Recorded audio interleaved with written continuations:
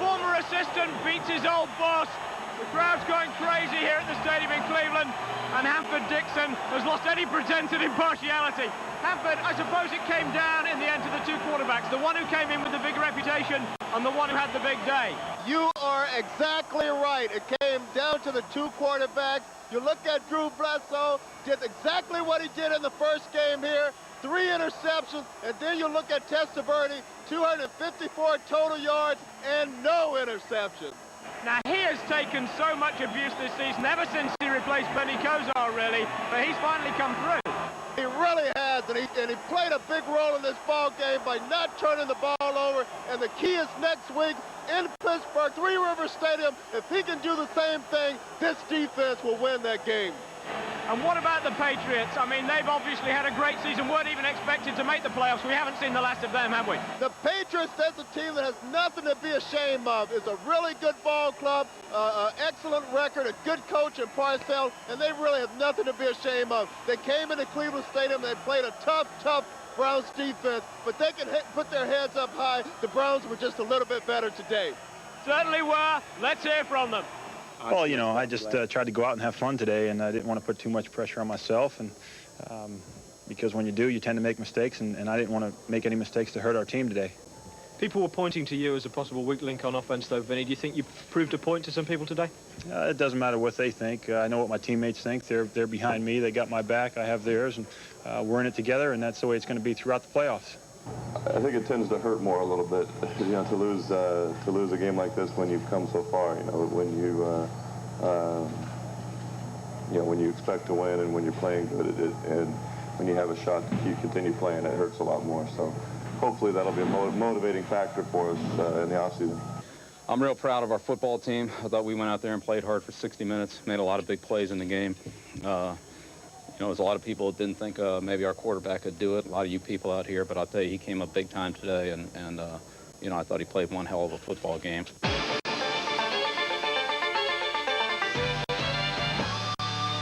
So Bill Belichick having a little dig back there at his critics, the people who thought he shouldn't have made Vinny Testaverde his starting quarterback, going out of his way to praise Testaverde. And let's face it, Testaverde had a great game. If he plays like that next week in Pittsburgh, the Browns should have a good chance. All right, 3 other wildcard games going on this weekend, and we start with Miami's game against the Kansas City Chiefs, and covering that one for us is the former Falcon defensive lineman, Tim Green.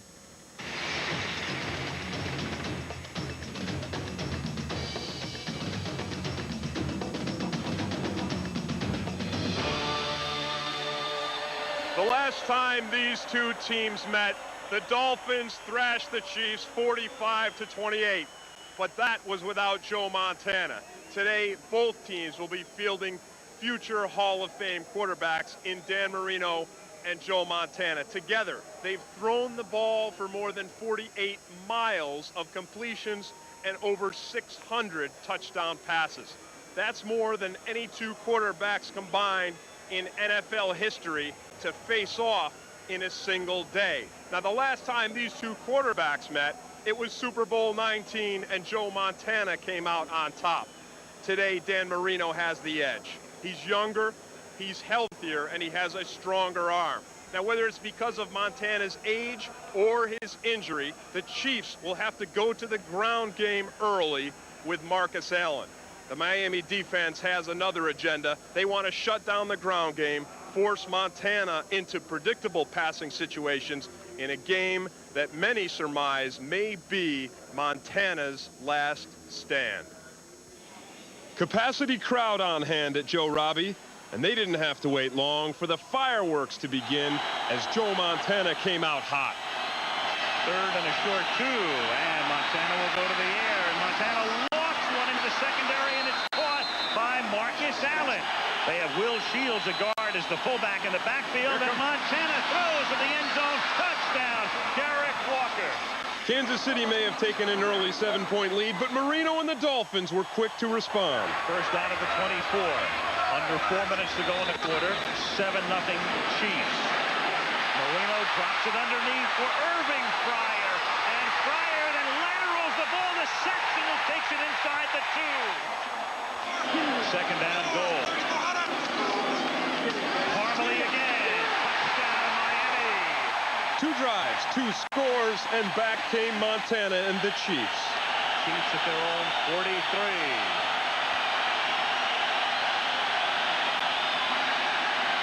Joe to throw. Catch is made by Anders. And it's a first down and a lot more. Cox trying to bump him down. And he's still running. And those missed tackles have just killed the Dolphins. Late in the second quarter, with the Chiefs up 17-10, Dan Marino faced a crucial 4th down conversion. 1:56 remaining in the half. KC up by 7. Marino pressured, guns it, open man McDuffie. First down to the 18-yard line.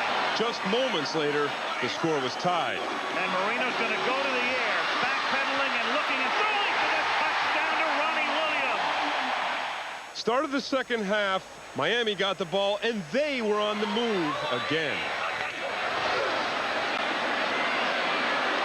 Deep drop, and then Bernie Parmalee makes the catch. Inside the 40, the 30, down to the 20-yard line. And the Dolphins took the lead a few plays later. Chiefs show blitz. Here they come. They pick it up. Marino lost one. Touchdown to Irving Fryer. A 40-yard Stoyanovich field goal extended Miami's lead to 27-17. But there was still time for a fourth-quarter Kansas City comeback. A first down at the 45-yard line. Joe protected brilliantly. Throws. Catch made by Derek Walker. Marcus Allen. Marcus takes it to the 19-yard line. This looks like their first drive of the game now. 10th play of this drive. The drive has started back at the 29-yard line. Cash in motion. It's first and goal. Montana throws. And it is intercepted by J.B. Brown. That's digging deep. Somebody better get him. Out of bounds at the 24-yard line. Miami couldn't convert the turnover, and the Chiefs had some life, but not for long.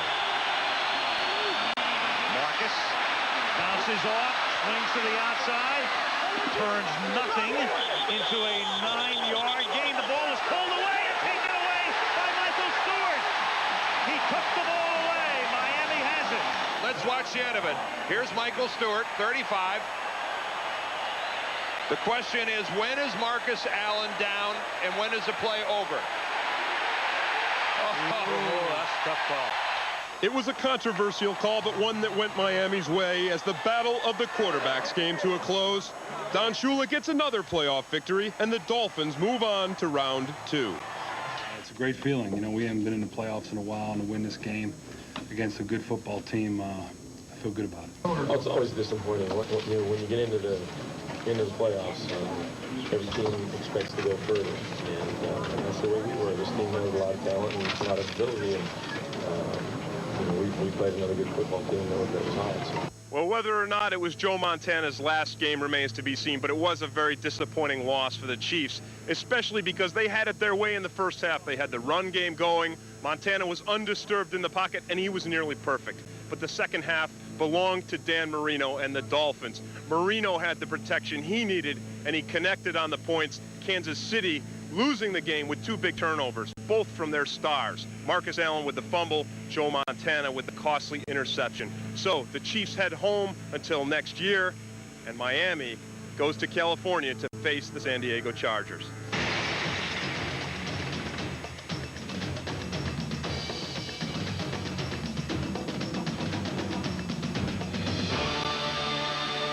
Last year, the Packers beat the Lions in a wild-card game on the road in Detroit.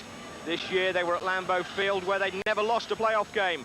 They lost Sterling Sharp before the game, though. Their great receiver out with a career-threatening neck injury. And on the opening drive, there was no evidence of a change in the Packers' game plan. Favre has been perfect so far. Packers elect to keep it in the air on first down, and he's still perfect, and Brooks beats McNeil for that catch. Beautiful grab by Brooks. Levens gets the call. Touchdown, Green Bay. The Lions had their best weapon available, but early in the game, the man who led the league in rushing was going nowhere. Craig hands it to Berry for the 3rd straight time, and the Packers eat him up. Don Davey, 4-year pro out of Wisconsin, is in there. Reggie White is in there. A 6-yard loss, and it's 3 and out for Detroit. They're blitzing him inside. Bobbled and almost caught by Holman. That would have been a huge. The Packers defense was all over Sanders and his quarterback Dave Craig, but despite almost total domination, Green Bay could only add a field goal, and down by 10 late in the half, Craig finally got time to pass. Reggie coming. Craig has to go on the move. A diving catch for Perriman, and Perriman is finally thrown down at the 10-yard line by Buckley. But on a soft Lambeau Field surface that was cutting up, Jason Hansen couldn't convert the field goal attempt from 30 yards, and it was 10-0 at half-time. In the third quarter, though, Craig went long again. Craig is going to throw it on first down, deep down the right side. Moore with one catch, grabs one, and he's down at the 26-yard line. But while the passing game was finally making progress, Barry Sanders continued to go nowhere. After the Lions' drive stalled, Jason Hansen came on, and this time managed to squeeze 3 points onto the board for Detroit via the upright. The Pack added a field goal of their own to make it 13-3, then made the mistake of kicking off to Mel Gray on the last play of the third quarter. Short and high to the right from the 14-yard line. Slips on that first step. Now he's got an alley. Now he can explode to the right. He's across midfield. Jackie to beat. He'll get around him. And now he is finally forced out of bounds by Tim Houck. The young man from Montana gets over and saves a touchdown. A 68-yard return by Mel Gray. 6 plays later, the Lions finally got in. Green Bay's having a hard time getting their coverage correct. They're coming with a blitz. Looking there again, and they cross over. And this time they've got the touchdown. Green Bay kicked another field goal to make it 16-10. But with 2.5 minutes left in the game, the Lions took the ball all the way down to the Packers' 14-yard line. This is 1st and 10. The ball is at the Packers' 14-yard line. Matthews turns back 3 wide receivers are to the left, and Craig will look off in that side, come back to the middle, and throw it incomplete. He threw it away. And they'll run Barry Sanders. Sanders looking for daylight is stopped at the 11-yard line. Evans hanging on. They're probably going to try to get the ball to Herman Moore. They can make a first down without scoring, too, Brent. Remember that. Craig looking Moore's direction. He's covered, and Craig is sacked at the 17. Bryce Pop. Doesn't get any bigger than this for a defense. 4th and 13 right now. The Lions can get a first down inside the 4 at about the 3. Craig has Moore over to the right, matched against Evans. Craig with a quick drop, throws to the Moore, jumps in the air. He's out of the end zone. Out of the end zone and incomplete. The Packers take over. You take a look at it now on the replay. Moore is coming right to left, right over the middle.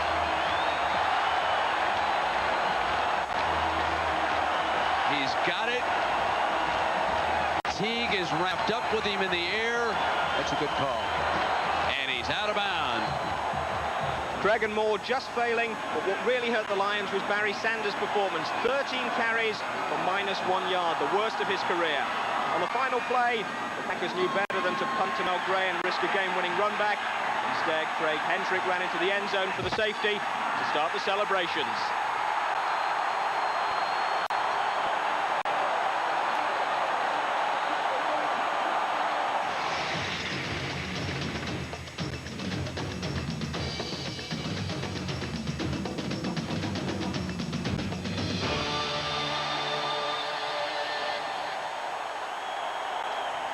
A loud Metrodome reception for the Bears on the road in Minnesota in the second NFC wildcard game. And on their first possession, Chicago turned the ball over deep in their own half on Lewis Tillman's fumble. The Vikes turned that into a Fuad-Rivers field goal and a 3-0 lead. On the Bears' next possession, it was Steve Walsh's turn. Walsh Pass is intercepted by the Vikings. Anthony Parker. This time, though, no damage was done on the scoreboard. And after a Viking punt, the Bears went 16 plays down the field to the Minnesota 1. Tillman. Touchdown. Lewis Tillman making amends for the fumble and giving Chicago the lead. The turnovers weren't all one way. Moon has time. Incomplete pass is intercepted by Barry Minter. This time it was the Bears' other turnover culprit who atoned for his earlier mistake. Walsh rolls right, fires, touchdown, Bears. 14-3 Bears, but just before halftime, the Vikes finally generated some offense. There's the lob into the end zone, and Carter. Moon wasn't so successful on the two-point conversion attempt, though, leaving the Vikes 14-9 down at halftime. In the third quarter, Steve Walsh came out throwing. This 19-yard play to Jeff Graham took the Bears down to the Vikings' 29-yard line. Ooh, this is Harris. Raymond Harris still on his feet, still running. Raymond Harris, touchdown Chicago. That was the Bears' longest touchdown run this season and made the score 21-9. For the Vikings, Moon was having terrible trouble with the Chicago pass rush, sacked here by Trace Armstrong. And when he did have time to throw, great plays like this from Mark Carrier kept Minnesota out of the end zone, and the Vikes had to settle for the field goal. The Bears, though, felt confident enough to gamble in kicking range. Steve Walsh picks up the first down here on 4th and 1, then goes for the touchdown. Going deep. Touchdown Bears, Jeff Graham. Minnesota did pull to within 10 in the fourth quarter, but any chances they had of saving the game went south with this amply fumble. Kevin Minifield picked it up and ran it all the way back for a touchdown as the Bears dumped the Vikings out of the playoffs in their own stadium.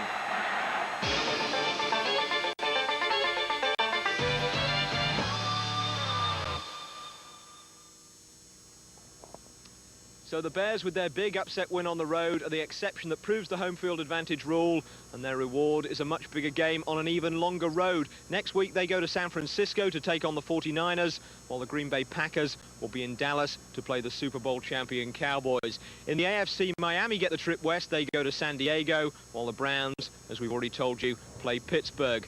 So as the stakes are raised in the NFL, the serious players join the game. Next week, the road to the Super Bowl will go through Dallas, and that's where we'll be to bring you all 4 of those games. In the meantime, don't forget Blitz on Saturday morning, which will have extended action from this week's games, as well as all the usual good stuff. We're going to get out of Cleveland, though, before we're blown out. Good night.